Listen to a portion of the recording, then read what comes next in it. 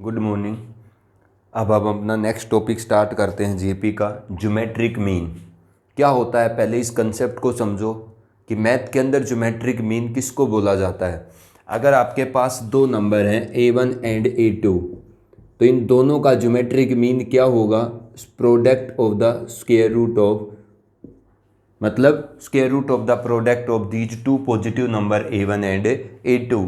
अगर आपके पास तीन नंबर हैं A1, A2 एंड A3, तो इनका जो प्रोडक्ट का स्क्वायर रूट होगा A1, A2, A3, ये क्या कहलाएगा? इन तीनों का ज्योमेट्रिक मीन।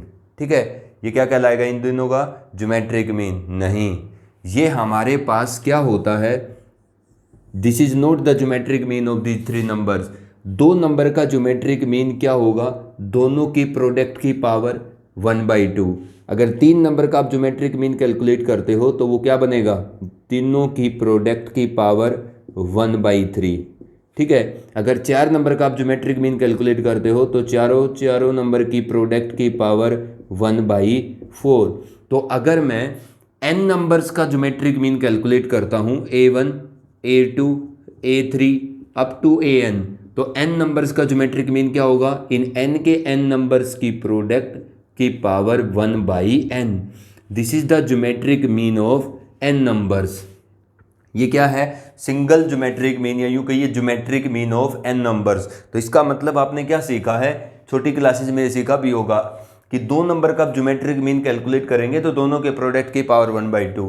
तीन नंबर का ज्योमेट्रिक मीन कैलकुलेट करेंगे तो तीनों के प्रोडक्ट की पावर 1/3। चार नंबर का ज्योमेट्रिक मीन कैलकुलेट करेंगे तो चारों की प्रोडक्ट की पावर 1/4। इसका मतलब क्या हुआ कि n नंबर्स का ज्योमेट्रिक मीन n नंबर्स की प्रोडक्ट की पावर 1/n होता है। तो आपने इस बात को ध्यान रखना है कि n नंबर्स का ज्योमेट्रिक मीन क्या होता है, कि आपके पास कितने भी n नंबर्स हो सकते हैं, उनका ज्योमेट्रिक मीन आप कैसे कैलकुलेट करेंगे। देखिएगा, अब हमने क्या पढ़ना है, insertion of n geometric mean between two numbers A and B। दो नंबर्स आपके पास A और B, उन दोनों नंबर के बीच में n ज्योमेट्रिक मीन इंसर्ट करना पड़ेंगे। अब देखिएगा, एक बात बताता हूँ आपको। आपने ज्योमेट्रिक मीन का कंसेप्ट पढ़ा कि n नंबर्स का जो ज्योमेट्रिक मीन होता है वो क्या होता है? n के n नंबर्स की प्रोडक्ट उसकी पावर 1/n। ठीक है, इसी से कैलकुलेट होकर के आता है कि दो नंबर का ज्योमेट्रिक मीन क्या होगा? दोनों नंबर की प्रोडक्ट की पावर 1/2। यही होगा ना। आप एक जीपी लिखिएगा कोई भी, 2, 4, 8, 16, ये क्या है बेटा? जीपी है ना। ठीक है, इससे अगली टर्म कितनी आएगी? 32। इससे अगली कितनी आएगी? 64। ये एक जीपी सीक्वेंस है। आप जीपी को ध्यान से देखो, इसको तो छोड़ दो, फर्स्ट नंबर को। अगर मान लो ये जीपी यहाँ तक है, इस नंबर को भी छोड़ दो। इस नंबर को देखो, ये जो 4 है, क्या ये 2 और 8 की प्रोडक्ट की पावर 1/2 है? 16 का रूट 4। ठीक है, क्या ये जो 8 है, ये अपने से अगले पिछले दोनों नंबर की प्रोडक्ट का स्क्वायर रूट है? 4 × 16, 64 का रूट कितना आएगा? 8। क्या ये जो 16 है, ये अपने से पिछले और अपने से अगले दोनों नंबर के प्रोडक्ट का स्क्वायर रूट है? 8 × 32 बिल्कुल आएगा, 16 आएगा। ठीक है, और ये जो 32 है, ये अपने से अगले और पिछले दोनों नंबर के प्रोडक्ट का स्क्वायर रूट है। 4 और 8, 32। इससे क्या पता चलता है कि आप एक जीपी की सीक्वेंस को गौर से देखिए। एक जीपी की सीक्वेंस में हर नंबर, किसको छोड़ दो आप? फर्स्ट नंबर को और लास्ट नंबर को, इन दोनों को छोड़ दो। बीच वाले सारे नंबर क्या हैं? दो नंबर के ज्योमेट्रिक मीन है। वो दो नंबर कौन जिनके ज्योमेट्रिक मीन है? वो उनके पिछला और अगला नंबर। जीपी सीक्वेंस में हमें क्या देखने को मिलता है? हर नंबर फर्स्ट, मतलब उस जीपी सीक्वेंस की फर्स्ट और लास्ट टर्म को छोड़ दो, बीच में जितने भी नंबर हैं, हर नंबर क्या है? अपने से अगले और पिछले का ज्योमेट्रिक मीन है। ठीक है ना। क्या देखा है हमने पहले तो ये पता होना चाहिए कि n नंबर्स का ज्योमेट्रिक मीन क्या होता है? n नंबर्स की प्रोडक्ट की पावर 1/n। तो दो नंबर का ज्योमेट्रिक मीन क्या होगा? दो नंबर की प्रोडक्ट की पावर 1/2। तीन नंबर का ज्योमेट्रिक मीन तीनों के प्रोडक्ट की पावर 1/3। अब हम जीपी की सीक्वेंस को जब देखते हैं तो क्या मिलता है? फर्स्ट और लास्ट नंबर को छोड़ के बीच वाले सारे नंबर एक जीपी सीक्वेंस में क्या होते हैं, अपने से अगले और पिछले नंबर के ज्योमेट्रिक मीन होते हैं। इसका मतलब अगर हमसे कोई ये कहता है कि आप दो नंबर के बीच में एन ज्योमेट्रिक मीन इंसर्ट करिए, तो दो नंबर के बीच में एन ज्योमेट्रिक मीन आप कैसे इंसर्ट करेंगे, आपके पास क्या तरीका है एन ज्योमेट्रिक मीन इंसर्ट करने का। देखो, हम मान लेंगे कि दो नंबर जो आपके ए और बी है उनके बीच में एन ज्योमेट्रिक मीन कौन है, G1, G2, G3, G4 up to कहाँ तक, Gn तक। अब एक बात बताओ मेरे को, अगर मैंने दो नंबर ए और बी के बीच में एन ज्योमेट्रिक मीन इंसर्ट कर दिए तो क्या मैं इस पूरी सीक्वेंस को एपी कह सकता हूँ? कह सकता हूँ। क्यों? क्योंकि हमने जीपी में क्या देखा है, जीपी कह सकता हूँ, कह सकता हूँ। क्यों? क्योंकि मैंने जीपी में क्या देखा है, फर्स्ट और लास्ट नंबर को छोड़ के बीच वाले सारे नंबर क्या होते हैं जीपी में, ज्योमेट्रिक मीन होते हैं। तो अगर आप दो नंबर के बीच में सारे नंबर ज्योमेट्रिक मीन लिख रहे हो तो इसका मतलब ये जीपी है। This all number sequence, all numbers are in GP. ये क्या बोली जाएगी, जीपी, क्योंकि जीपी के अंदर ही दो नंबर के बीच के सारे नंबर क्या होते हैं, ज्योमेट्रिक मीन। तो अगर आप दो नंबर ए और बी के बीच में सारे नंबर ज्योमेट्रिक मीन लिख रहे हो तो पूरी सीक्वेंस आपकी क्या होगी, जीपी होगी। अगर ये जीपी है तो ये ज्योमेट्रिक मीन क्या है, इस जीपी की किसी न किसी पोजीशन की वैल्यू है। बताओ, जो सबसे पहला ज्योमेट्रिक मीन है G1, ये इस जीपी सीक्वेंस की कौन सी टर्म है, सेकंड। जो सेकंड ज्योमेट्रिक मीन है वो इस जीपी सीक्वेंस की कौन सी टर्म है, थर्ड टर्म। जो थर्ड ज्योमेट्रिक मीन है वो इस जीपी सीक्वेंस की कौन सी पोजीशन की वैल्यू है, फोर्थ टर्म। जो फोर्थ ज्योमेट्रिक मीन है वो इस जीपी सीक्वेंस की फिफ्थ टर्म। ऐसे ही जो Gn है, nth ज्योमेट्रिक मीन, वो इस जीपी सीक्वेंस की कौन सी टर्म है, n+1th टर्म। अब ये कैसे कैलकुलेट करेंगे, इसका मतलब हर ज्योमेट्रिक मीन इस जीपी सीक्वेंस की किसी न किसी पोजीशन की वैल्यू है। अब एक जीपी की किसी टर्म की वैल्यू या पोजीशन की वैल्यू तब कैलकुलेट होगी जब आपको उस जीपी का फर्स्ट टर्म और कॉमन रेशियो पता होगा। तो फर्स्ट टर्म तो आपका क्या है, ए ही है, ठीक है। तो आप T2, T3, T4, T5, Tn+1 GP sequence की किसी भी nth पोजीशन की वैल्यू Tn क्या होती है, ए कॉमन रेशियो की पावर n-1। ठीक है। अब मैं क्या कैलकुलेट करता हूँ, अगर मेरे को ये G1, G2, G3 up to Gn calculate करना है तो इस जीपी सीक्वेंस की सेकंड, थर्ड, फोर्थ और n+1 टर्म कैलकुलेट करनी होगी। तो उसके लिए मुझे क्या चाहिए होगा, ए और आर चाहिए होगा इस जीपी सीक्वेंस का, जो इंसर्ट करने के बाद बनी है दो नंबर के बीच में एन ज्योमेट्रिक मीन। कैसे लाऊंगा ए और आर, ए तो मुझे दिया हुआ जो मेरा फर्स्ट नंबर है जीपी सीक्वेंस का वो ए है, आर निकालना आना चाहिए। और आर कैसे निकालेंगे, दो नंबर के बीच में एन ज्योमेट्रिक मीन इंसर्ट करने के बाद आप यूँ देखो कि वो दूसरा नंबर जो है वो किस पोजीशन की वैल्यू है इस जीपी सीक्वेंस के अंदर। तो ये किस पोजीशन की वैल्यू बन गया है जीपी सीक्वेंस की, एन टर्म तो ये हो गई बेटा G1 to Gn, n+1। तो बी कौन सी पोजीशन की वैल्यू है जीपी सीक्वेंस की, n+2th टर्म इस जीपी सीक्वेंस की कौन है, बी। तो n+2th टर्म एक जीपी सीक्वेंस की क्या होगी, जिसका फर्स्ट टर्म ए है, ए आर की power n+2 - 1 is equal to b. तो ए आर की power n+1 is equal to b, r की power n+1 is equal to b by a. तो आर कितना आएगा, दोनों साइड 1/n+1 पावर रेज कर दो तो आर की वैल्यू आ जाएगी 1/n+1, क्योंकि यहाँ से n+1 की पावर 1/n+1 तो ये कैंसिल हो जाएगा। तो आर कितना आएगा, b/a की पावर 1/n+1। तो G1 is the second term of this GP. What is the second term of GP, whose first term is a r. तो व्हाट इज ए तो ए ही है, आर कितना है, b/a की power 1/n+1। What is third term, मतलब उस GP की थर्ड टर्म क्या होगी, जिसका first term a r common ratio वो है AR²। तो ए ही है, आर के स्क्वायर का मतलब b/a की पावर 1/n+1 का स्क्वायर, तो 2/n+1 हो जाएगी, पावर से पावर मल्टीप्लाई होगी। तो फोर्थ टर्म क्या आएगी, AR³ AR³ कितना आएगा, b/a की पावर 3/n+1। और AR4 fifth term a × b/a की पावर कितना, 4/n+1। ऐसा चलता जाएगा, ये कितना आएगा, Tn+1 तो AR की पावर n, तो a × b/a की पावर n/n+1 यही होता है। ये मैंने क्या किया है, दो नंबर के बीच में आपको एन ज्योमेट्रिक मीन इंसर्ट करके दिखाए हैं by the concept of GP. अब हम क्या कैलकुलेट करते हैं, what is the product of these n geometric mean. अगर मैं इन एन ज्योमेट्रिक मीन की प्रोडक्ट करता हूँ तो क्या आएगी, वहाँ पर मैंने जोड़ किया था अर्थमेटिक मीन का, तो what is the product of n G Ms. जो हमारे एन ज्योमेट्रिक मीन होते हैं दो नंबर के बीच में, उनकी प्रोडक्ट क्या आती है, मैं इन एन ज्योमेट्रिक मीन की जो प्रोडक्ट है उसको मैं बेटा पी बोल देता हूँ। क्या होगी प्रोडक्ट, पहला geometric mean a into b by, मतलब ये प्रोडक्ट पी क्या है, एन ज्योमेट्रिक मीन का product G1 G2 G3 up to Gn। आप एन के एन ज्योमेट्रिक मीन की प्रोडक्ट कैलकुलेट करिए। पी G1 कौन है, a into b by a की power 1 by n plus 1। What is G2, a into b by a की power 1 by n plus 1। G3 A into b by a की power 1 नहीं, G2 कौन है, 2 by n plus 1, 3 by n plus 1। What is Gn, a into b by a की power n by n plus 1।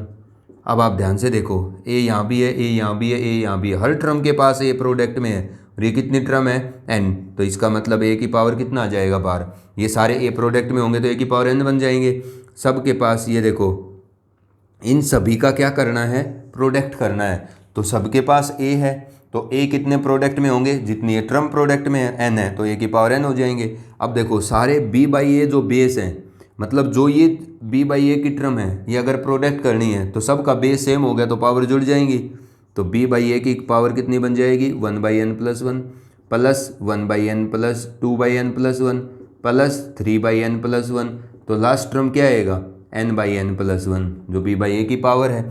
अब p is equal to ए की power n, b by a की power कितना बनेगा, इनका सम करो, इनका सम करेंगे तो एलसीएम लेंगे ना, तो डिनोमिनेटर सब के सेम n प्लस 1, न्यूमरेटर कितने हैं 1 प्लस 2 प्लस 3 अप टू कहाँ तक, n तक, तो p इज इक्वल टू ए की power n b by a की पावर, ये क्या है AP, तो इस AP का फर्स्ट टर्म a है, लास्ट टर्म n है, नंबर ऑफ टर्म n है, तो n by 2 a plus L, n by 2 a plus L, इसका तो n टर्म्स का जोड़ लिख देंगे आप, तो ये कितना बन गया, p इज इक्वल टू ए की पावर n।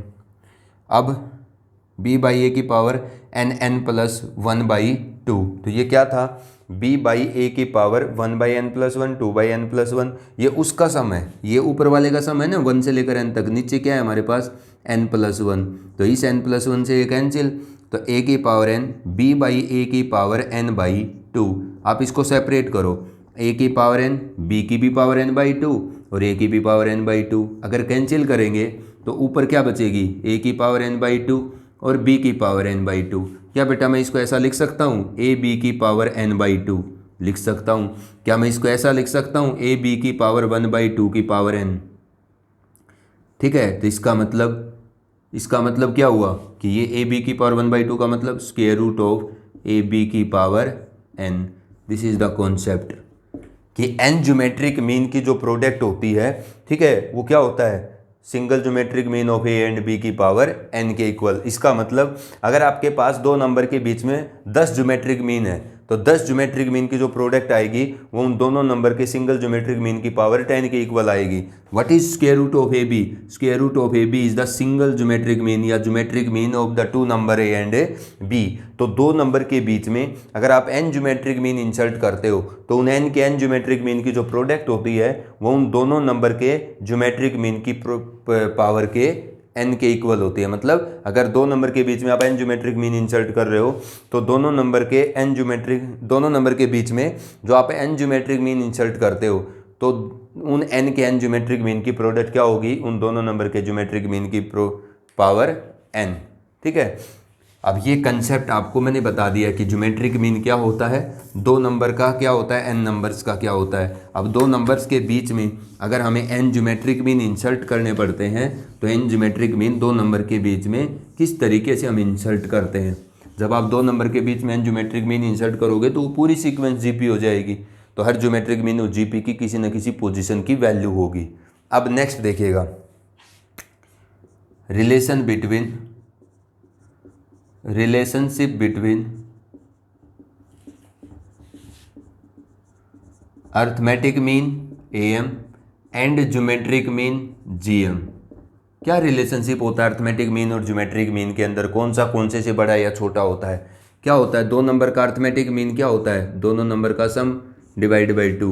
दो नंबर का अगर मैं ज्योमेट्रिक मीन की बात करता हूँ तो दोनों की प्रोडक्ट की पावर 1/2, क्योंकि n नंबर्स का ज्योमेट्रिक मीन क्या होता है, n नंबर्स की प्रोडक्ट की पावर 1/n, और n नंबर का अर्थमेटिक मीन क्या होगा, n नंबर का सम डिवाइड बाई n।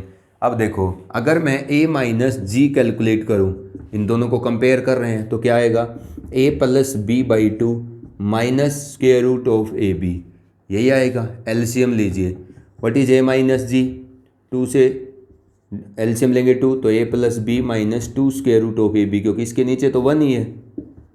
अब देखो a माइनस जी, इस a को मैं स्क्वायर रूट ऑफ a का स्क्वायर लिख सकता हूँ, b को मैं स्क्वायर रूट ऑफ b का स्क्वायर लिख सकता हूँ। This is minus square root of a into square root of b divide by कितना, 2, नीचे तो 2 ही है। अब ऊपर क्या बन गया, a माइनस जी, देखो बेटा ऊपर क्या है, ये square root of a minus square root of b का कंप्लीट स्क्वायर डिवाइड बाई 2। अब बताओ किसी चीज़ का स्क्वायर हमेशा पॉजिटिव, 2 वैसे ही पॉजिटिव है, तो इसका मतलब दिस इम्प्लाइज दैट मैं यहाँ से क्या लिख सकता हूँ, a माइनस जी का जो डिफरेंस आ रहा है राइट साइड में, ठीक है, वो क्या है, पॉजिटिव है। अगर a माइनस जी आपका 0 या 0 से बड़ा है तो अर्थमेटिक मीन जो होगा वो ज्योमेट्रिक मीन से बड़ा या इक्वल होगा। Equality holds when both numbers are equal, when the numbers are equal. अगर दोनों a और b इक्वल होंगे तब अर्थमेटिक मीन और ज्योमेट्रिक मीन क्या हो जाएंगे, इक्वल, क्योंकि राइट साइड का पार्ट क्या हो जाएगा, 0। अगर इक्वल नहीं होंगे तो फिर अगर दोनों number a and b are different, if a and b are different numbers, अगर ये अलग अलग नंबर्स हैं then arithmetic mean is greater than geometric mean. तो दो डिफरेंट नंबर्स का अर्थमेटिक मीन क्या होता है, ज्योमेट्रिक मीन से बड़ा होता है। तो this is the relationship between the arithmetic mean and geometric mean of the two numbers. तो दो नंबर का अर्थमेटिक मीन और ज्योमेट्रिक मीन के अंदर यही रिलेशन होता है। अब देखिएगा हम क्वेश्चन स्टार्ट करते हैं। Insert the 3 geometric mean between 1/3 and 432। मैं एक्सरसाइज जो हमारी 9.7 एलिमेंट्स की बुक का उसका फर्स्ट क्वेश्चन का फर्स्ट पार्ट कर रहा हूँ। क्या कहता है वो, insert 3 geometric mean between, insert 3 geometric mean between 1/3 and 432। 1/3 और 432 के बीच में क्या कहता है वो, 3 ज्योमेट्रिक मीन इंसर्ट करिए। कैसे करेंगे 3 ज्योमेट्रिक मीन इंसर्ट, अभी मैंने आपको n ज्योमेट्रिक मीन इंसर्ट करके दिखाए दो नंबर के बीच में। कैसे करेंगे, 1/3 और 432 के बीच में 3 ज्योमेट्रिक मीन इंसर्ट करने हैं। तो मान लो पहला G1 है, दूसरा G2 है, तीसरा G3 है, लास्ट नंबर कौन है, 432। तो इन दोनों नंबर के बीच में अगर ये तीनों नंबर ज्योमेट्रिक मीन है तो ये पूरी सीक्वेंस किस में बोली जा सकती है, आर इन जीपी। ये पूरी सीक्वेंस किस में होगी, जीपी में। अगर ये एक जीपी है तो मेरे को G1 G2 G3 कैलकुलेट करना है। इसका मतलब G1 इस जीपी की सेकंड टर्म है वो कैलकुलेट करनी है, G2 इस जीपी की थर्ड टर्म है और G3 इस जीपी की फोर्थ टर्म है। और मुझे पता है किसी जीपी की किसी पोजीशन की वैल्यू निकालने के लिए उसका फर्स्ट टर्म और कॉमन रेशियो पता होना चाहिए, ठीक है। तो मुझे इसका कॉमन रेशियो क्या करना पड़ेगा, कैलकुलेट करना पड़ेगा। क्यों, क्योंकि इसकी जो फर्स्ट टर्म है इस जीपी की, जो जीएम इंसर्ट करने के बाद बनी है वो a है 1/3, a 1/3 है। r निकालिए, कैसे निकालेंगे, आप ये बताओ कि जो दूसरा नंबर है आपका, जिन दो के बीच में ज्योमेट्रिक मीन इंसर्ट कर रहे थे, उन दोनों में दूसरा नंबर, वो ज्योमेट्रिक मीन उन दोनों नंबर के बीच में इंसर्ट करने के बाद किस पोजीशन पे चला गया है। ये इस जीपी की कौन सी टर्म है, थर्ड फोर्थ, ये कौन सी टर्म है 1 2 3 4 5।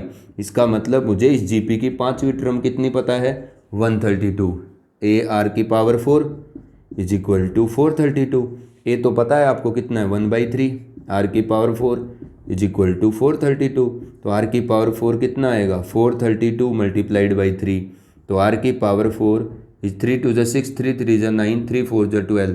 तो आर कितना आएगा 6। देख लो आप, 6 की पावर 4 है, 6 6 36, 36 को 36 से करेंगे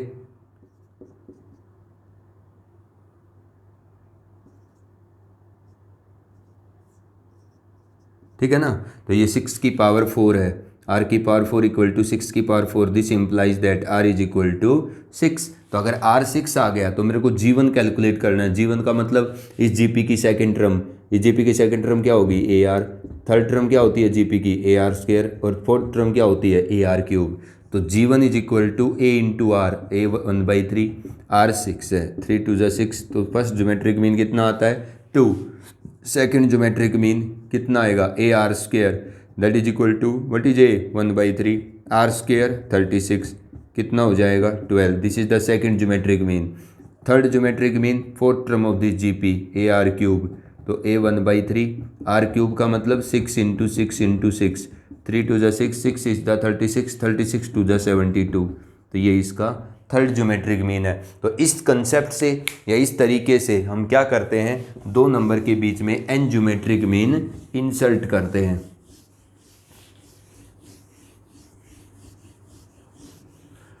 अब मैंने आपको ज्योमेट्रिक मीन का कंसेप्ट बताया है और दो नंबर के बीच में किस तरीके से ज्योमेट्रिक मीन को आप इंसर्ट करेंगे, ठीक है। अब थर्ड क्वेश्चन, सेकंड क्वेश्चन देखिए, the arithmetic mean between the two number is 34।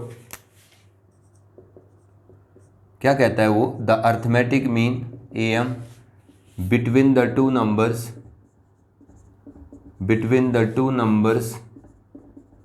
is 34. The arithmetic mean between the two numbers is 34 and their geometric mean is 16. And their geometric mean is 16. क्या कहता है वो, find the numbers. आप वो numbers calculate करो। कैसे करेंगे, अगर दो नंबर के बीच का अरिथमेटिक मीन दिया है, ज्योमेट्रिक मीन दिया है, तो लेट मान लीजिएगा let the two numbers are, वो दोनों नंबर क्या है ए एंड बी, ठीक है। अब गिवन क्या है, अकॉर्डिंग टू क्वेश्चन दोनों नंबर का अरिथमेटिक मीन और ज्योमेट्रिक मीन दिया है। अरिथमेटिक मीन 34, दो नंबर का अरिथमेटिक मीन क्या होता है, दोनों का सम डिवाइड बाई 2, कितना है 34। इसका मतलब a plus b is equal to 68। अब दो नंबर का ज्योमेट्रिक मीन दिया है 16, दो नंबर का ज्योमेट्रिक मीन क्या होगा, दोनों के प्रोडक्ट की पावर 1/2 इज इक्वल टू कितना 16। इसका मतलब ए बी आपके पास कितना है 16 का स्क्वायर, 16 का स्क्वायर कैलकुलेट करिए, 6 6 36, 9 6 1 256 आपके पास क्या आ जाएगा ए बी आ जाएगा, जब दोनों साइड आप स्क्वेयरिंग करेंगे। अब आपके पास दो इक्वेशन है, एक तो a plus b is equal to 68 और एक a b is equal to 256। अब कैसे कैलकुलेट करेंगे आप ए एंड बी, आप या तो क्वाड्रेटिक बनाइए कि यहाँ से आप क्या करो, किसी एक वेरिएबल की वैल्यू निकालो और यहाँ रख दो। जैसे मैं यहाँ से बी की वैल्यू कैलकुलेट करता हूँ तो 68 माइनस ए, और इस बी की वैल्यू को यहाँ रख देता हूँ, तो a into 68 minus a is equal to 256। क्या होगा ये 68a माइनस का 68a minus a square is equal to 256। इसका मतलब ए स्क्वेयर इधर चला जाएगा, 68 भी उधर चला जाएगा, ठीक है, प्लस उधर 256 है तो इधर क्या छोड़ जाएंगे 0। अब ये क्या है ए स्क्वेयर माइनस का 68a प्लस का 256 इज इक्वल टू 0। अब आपने इसको सोल्व करना है। ये क्या है, ए के अंदर एक क्वाड्रेटिक इक्वेशन है, ठीक है। तो यहाँ से आप क्या करेंगे, क्वाड्रेटिक फॉर्मूला यूज करें या आप इसको फैक्टराइज करें, ठीक है। यहाँ से ए की दो वैल्यू आएंगी, कैसे, माइनस बी मतलब 68 plus minus square root of b square 68 का स्क्वायर माइनस 4ac 1, सी कितना है plus 256 divide by 2a, a square का कोफिशिएंट, ठीक है। यहाँ से आपको कितनी वैल्यू आएंगी, ए की 2, उन दोनों वैल्यू के कोरस्पॉन्डिंग किसी भी इसी इक्वेशन में रख देना, यहाँ से आपको 2b की वैल्यू मिल जाएंगी। तो आपने वो दो नंबर बताने थे, ठीक है, जिन दोनों नंबर का आपको अरिथमेटिक मीन और ज्योमेट्रिक मीन दिया हुआ था।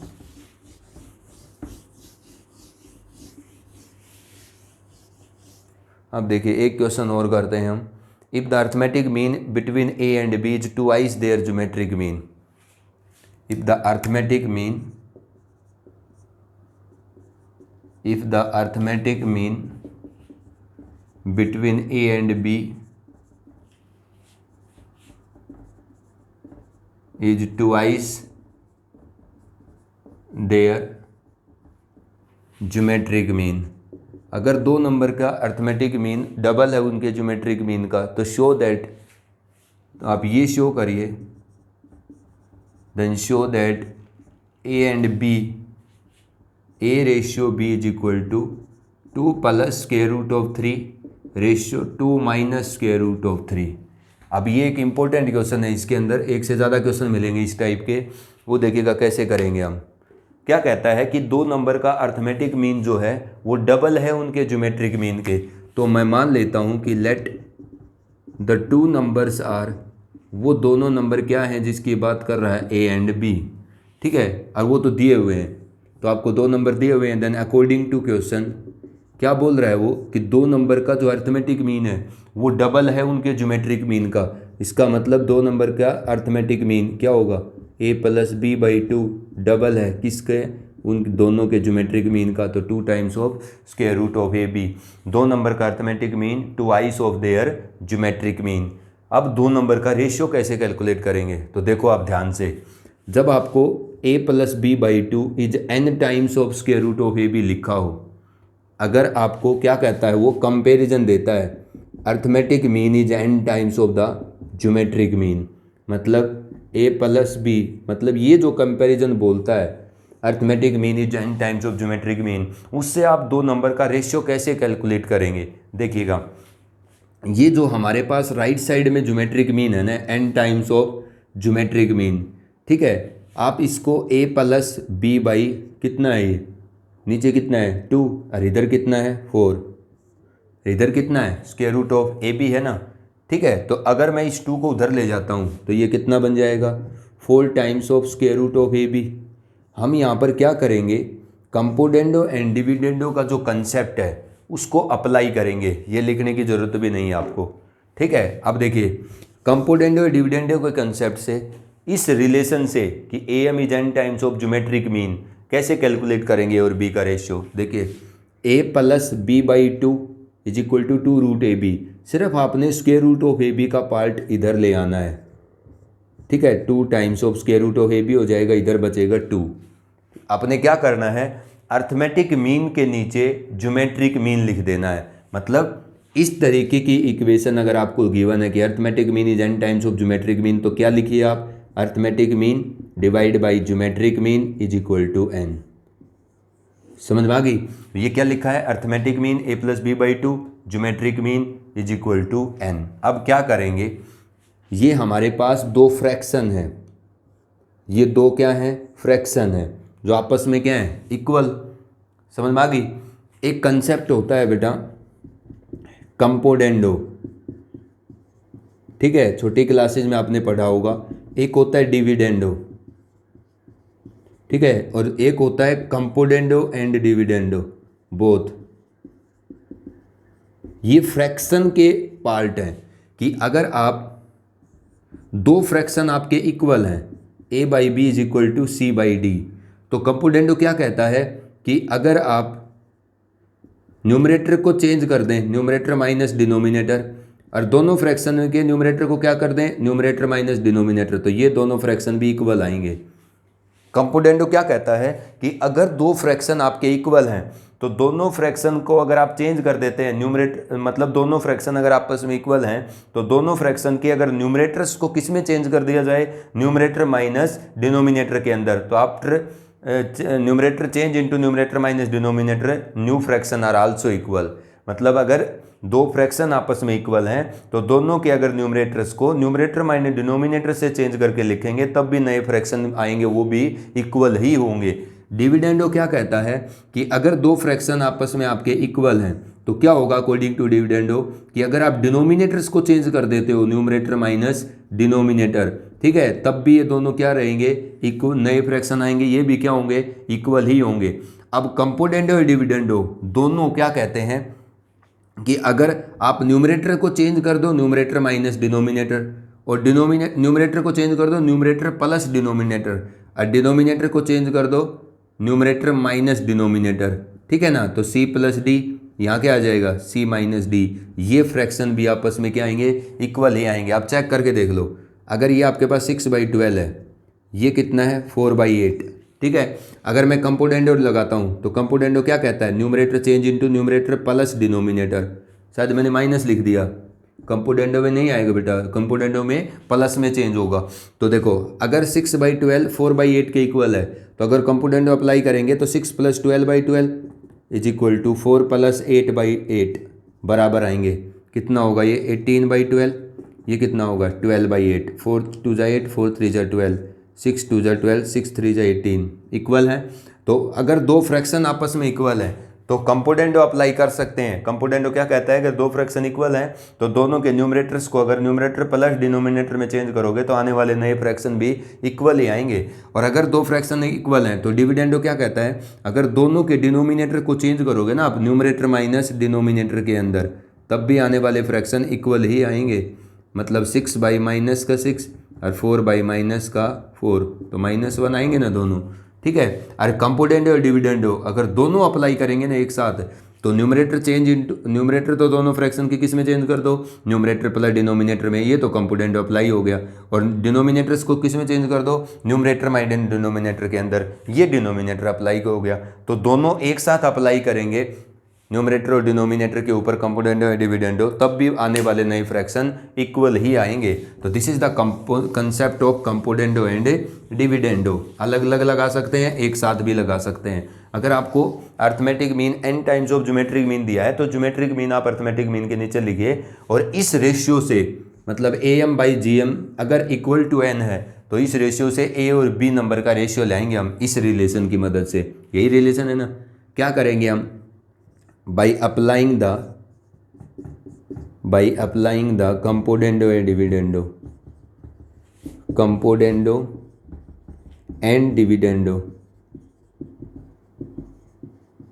both sides, दोनों साइड कंपोनेंडो और डिविडेंडो अप्लाई करने के बाद क्या मिलता है, देखो कंपोनेंडो और डिविडेंडो दोनों अप्लाई करोगे तो अकॉर्डिंग टू कंपोनेंडो न्यूमरेटर किस में चेंज हो जाएगा, न्यूमरेटर प्लस डिनोमिनेटर के अंदर, डिवाइड बाई अगर कंपोनेंडो के अकॉर्डिंग दोनों फ्रैक्शन के न्यूमरेटर किस में चेंज हो जाएंगे, न्यूमरेटर प्लस डिनोमिनेटर में। अगर कंपोनेंडो डिविडेंडो दोनों लगा रहे हो तो डिविडेंडो किस के अकॉर्डिंग डिनोमिनेटर किस में चेंज हो जाएगा, न्यूमरेटर माइनस डिनोमिनेटर के अंदर, ठीक है ना, न्यूमरेटर माइनस डिनोमिनेटर के अंदर। यही बताया था मैंने। ये तो कंपोनेंडो और ये क्या है डिविडेंडो, दोनों एक साथ अप्लाई करती है तब भी ट्रू होता है। अब ए को क्या लिख सकता हूँ मैं, स्क्वायर रूट ऑफ ए का स्क्वायर, बी को स्क्वायर रूट ऑफ बी का स्क्वायर, यहाँ भी स्क्वायर रूट ऑफ ए का square, square root of b square, तो a square plus b square plus 2ab, तो क्या हो गया ऊपर वाला तो square root of a plus square root of B का स्क्वायर, और नीचे वाला क्या बन गया, square root of A minus square root of B का स्क्वायर। कितना हो गया ये 3/1 हो गया। अब क्या करिएगा, इसको क्या लिख सकते हैं, square root of A minus square root of B divide by square root of A minus square root of B का स्क्वायर। मतलब टोटल की पावर लिख दो आप, दोनों की पावर 2 है ना, तो कंबाइंड की पावर 2 लिख दो, दैट इज इक्वल टू 3/1। यही है। क्या करेंगे आप, दोनों साइड स्क्वायर रूट लीजिए। अगर दोनों साइड स्क्वायर रूट लेंगे तो ये स्क्वायर रूट आप 2 पावर हट जाएगी इधर से, नीचे क्या है ऊपर a प्लस बी है, ठीक है। तो अगर दोनों साइड स्क्वायर रूट लेंगे तो ऊपर से ये 2 पावर चली जाएगी, तो यहाँ स्क्वायर रूट लोगे तो √3/1 आ जाएगा। अब देखो आपने इस सिचुएशन पर आने के बाद एक बार कंपोनेंडो डिविडेंडो अप्लाई किया, ये आ गया, एक बार दोबारा अप्लाई करिएगा, again applying the componendo dividendo, again applying the C&D componendo और डिविडेंडो दोबारा अप्लाई करो। दोबारा अप्लाई करेंगे तो अकॉर्डिंग टू कंपोनेंडो क्या होगा, दोनों फ्रैक्शन जो लेफ्ट और राइट साइड में है उनके न्यूमरेटर्स चेंज होंगे, न्यूमरेटर्स प्लस डिनोमिनेटर्स के अंदर। दोनों फ्रैक्शन जो लेफ्ट और राइट साइड में हैं उनके न्यूमरेटर चेंज होंगे, न्यूमरेटर प्लस डिनोमिनेटर के अंदर। ये तो कंपोनेंडो अप्लाई किया। डिविडेंडो के अकॉर्डिंग न्यूमरेटर जो हैं वो चेंज होंगे, मतलब डिनोमिनेटर चेंज होंगे, न्यूमरेटर माइनस डिनोमिनेटर के अंदर, माइनस √a प्लस √b हो जाएगा। डिनोमिनेटर किस में चेंज होंगे, न्यूमरेटर माइनस डिनोमिनेटर के अंदर। यहाँ square root of a cancel, यहाँ square root of b cancel, तो ऊपर क्या बन गया 2 times of square root of a, नीचे 2 times of square root of b, और इधर स्क्वायर रूट ऑफ 3/1, 2 से 2 कैंसिल। इसका मतलब मैं इसको क्या लिख सकता हूँ, a/b की पावर 1/2 √3/1 कितना आता है, नहीं ये गलत, हाँ सही है। अब ये हमारे पास कितना है, √3/1 नहीं है, उधर कितना है square root of 3 + 1 by square root of 3 - 1। ये हमारा राइट साइड है, ठीक है। अब क्या करूँगा, ए बाई बी का रेशियो निकालना है ना, तो दोनों साइड स्क्वेयर कर दूंगा। √3 + 1 बाई √3 - 1, इधर क्या हो जाएगा, स्क्वेयर। जब आप इसका स्क्वेयर करोगे तो a by B is equal to ऊपर वाले का स्क्वेयर √3 + 1 का square, a square plus b square plus 2ab 2√3, ए नीचे वाले का a square plus b square minus 2ab। अब ऊपर तो क्या बन गया 4 + 2√3, 4 + 2√3 में 2 कॉमन आ जाएगा तो 2 + √3। नीचे क्या बन गया 4 - 2√3, उसमें से 2 कॉमन आ जाएगा तो 2 - √3, 2 से 2 कैंसिल। इसका मतलब अल्टीमेटली मेरे को जो ए बाई बी मिला है वो 2 + √3 बाई 2 - √3 मिला है, और यही मेरे को प्रूव करना था कि ए रेशियो बी कितना आना चाहिए 2 + √3 बाई 2 - √3। तो इस तरीके से अर्थमेटिक मीन अगर n times of geometric mean दिया है तो इस कंसेप्ट को अप्लाई करके हम दोनों नंबर का रेशियो कैलकुलेट कर देते हैं। आप 2 बार क्या करिए, कंपोनेंडो और डिविडेंडो अप्लाई करिए तो आपको अपना डिजायर्ड रिजल्ट मिल जाएगा उन दोनों नंबर के रेशियो का। तो इस तरीके से हम क्या करते हैं, ज्योमेट्रिक मीन के अंदर कैलकुलेशन करते हैं। इसके अंदर एक क्वेश्चन और है जिसको मैं सोल्व कर रहा हूँ। अगर वो क्या कहता है, find the value of n show that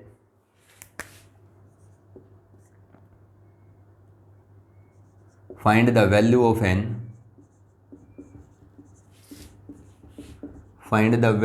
n show that a की पावर n प्लस b की पावर n बाई a की पावर n-1 प्लस b की power n-1 is geometric mean of two numbers a and b, is the geometric mean between a and b। अगर ये a और b का geometric mean है तो बताइए n की वैल्यू क्या होगी, a की पावर n प्लस b की पावर n बाई a की पावर n-1 b की पावर n-1। कैसे कैलकुलेट करेंगे, अगर ये दो नंबर a और b का ज्योमेट्रिक मीन है तो इसका मतलब अकॉर्डिंग टू क्वेश्चन a की पावर n प्लस b की पावर n बाई a की पावर n-1 प्लस b की पावर n-1 क्या चीज़ है, ए बी का स्क्वायर रूट, मतलब ए बी की पावर 1/2। अगर ये दो नंबर का ज्योमेट्रिक मीन है तो ये किसके इक्वल है, ए बी की पावर 1/2। देखो कैसे कैलकुलेट करेंगे n की वैल्यू, a की पावर n प्लस b की पावर n बाई a की पावर n-1 प्लस b की पावर n-1। इसको ऐसा लिख सकता हूँ मैं, a की पावर 1/2 इंटू b की पावर 1/2। जो डिनोमिनेटर है उसको इधर मल्टीप्लाई कर दीजिए, a की पावर n प्लस b की power n is equal to a की पावर n-1 प्लस b की पावर n-1 इंटू a की पावर 1/2 इंटू b की पावर 1/2। करो मल्टीप्लाई, a की पावर n प्लस b की power n is equal to, ये दोनों मल्टीप्लाई होंगे ना, तो ये पहले तो a की पावर n-1 के साथ, उसके बाद b की पावर n-1 के साथ, a की पावर n-1 के साथ ये होगा तो क्या होगा, a की पावर n-1 a की पावर 1/2 b की पावर 1/2 प्लस b की पावर n-1 के साथ होगा तो b की पावर n-1 a की पावर 1/2 b की पावर 1/2। समझ में आ रहा है आपको, a की पावर n प्लस b की पावर n, ये दोनों बेस सेम है, पावर ऐड हो जाएंगी तो n-1 प्लस 1/2, तो a की पावर बचेगी n-1/2 b की पावर 1/2 प्लस यहाँ b की पावर n-1/2 इंटू b की पावर 1/2, यही बचा है। अब आपने क्या करना है, a के पास ले आओ, a की पावर n के पास a की पावर n की टर्म, तो a की पावर n-1/2 है ना इनकी टर्म उधर a की पावर में, और b की पावर n के पास ले आओ b की पावर n की टर्म जो उधर राइट साइड में है, n-1/2 b की पावर 1/2 इक्वल टू 0। इन दोनों के अंदर से जो a की पावर n की टर्म है, ये दोनों n की मिनिमम पावर को मान लो आप, a की मिनिमम पावर दोनों जगह कितनी है n-1/2, क्या बच गया, जब a की n-1/2 पावर कॉमन आएगी तो यहाँ क्या बचेगा, यहाँ से तो ये चला गया, तो n में से a की पावर यहाँ पर कितनी है n, उसमें से कितनी गई n-1/2, तो n में से n-1/2 पावर अगर चली गई, ऐसे है n-1/2 n-1/2 तो n-n प्लस 1/2 कितनी पावर बच गई n के अंदर से n-1/2 बची गई तो कितनी बची 1/2, यहाँ पर n-1/2 पावर गई है कि, तो b की पावर 1/2। यही केस यहाँ होगा, यहाँ b की पावर n-1/2, क्योंकि कोई भी चीज़ कॉमन आती है ना दो टर्म से तो मिनिमम पावर के साथ कॉमन आएगी।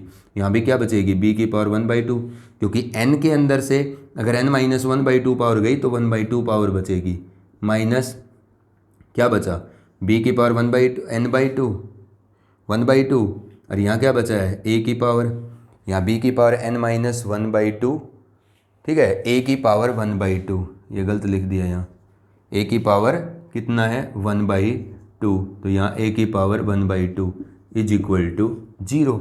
अब देखो अगर मैं इसमें से माइनस कॉमन ले लेता हूँ तो यहाँ माइनस आ जाएगा, ये प्लस की हो जाएगी, ये माइनस की। अब दोनों फैक्टर सेम हो गए, a की पावर 1/2 माइनस b की पावर 1/2, a की पावर 1/2 माइनस b की पावर 1/2 कॉमन ले लीजिए, a की पावर 1/2 माइनस b की पावर 1/2 आ गया कॉमन। क्या बचा आपके पास, a की पावर n-1/2 माइनस b की power n-1/2 is equal to 0। तो दो फैक्टर की प्रोडक्ट 0 है, तो या तो a की पावर 1/2 माइनस b की पावर 1/2 0 होगी, इसका मतलब a की पावर 1/2 किसके बराबर होगा, b की पावर 1/2 के, लेकिन a और b दोनों इक्वल नहीं है, तो इन दोनों की पावर 1/2 तो नहीं होगी इक्वल, तो ये फैक्टर तो 0 नहीं होगा। फिर कौन 0 होगा, a की पावर n-1/2 माइनस b की पावर n-1/2, ये 0 होगा। इसका मतलब a की पावर n-1/2 किसके इक्वल होगा, b की पावर n-1/2 के। दोनों साइड b की पावर n-1/2 से अगर मैं डिवाइड करता हूँ तो ये तो हो गया कैंसिल। ये क्या लिख सकता हूँ मैं इसको, a b की नेट पावर n-1/2, इधर कितना है 1, तो 1 को क्या लिखा जा सकता है a बाई बी की पावर में, a बाई बी की पावर 0, तो ये दोनों अगर इक्वल हैं तो पावर इक्वल होंगी, n-1/2 ऐसे नहीं है, ये n अलग है -1/2, तो दोनों की पावर इक्वल होंगी, तभी ये दोनों इक्वल आएंगे। अगर बेस इक्वल हैं तो n कितना आ जाएगा 1/2, यही हमारा आंसर है। ठीक है, तो इस तरीके से वो 2 नंबर का ज्योमेट्रिक मीन बोल रहा है तो n कैलकुलेट करवा रहा था, हमने n कैलकुलेट कर दिया। अब जो आपके एलिमेंट्स की बुक के अंदर ये एक्सरसाइज 9.7 है, ठीक है, आपने आज इसको कंप्लीट करना है।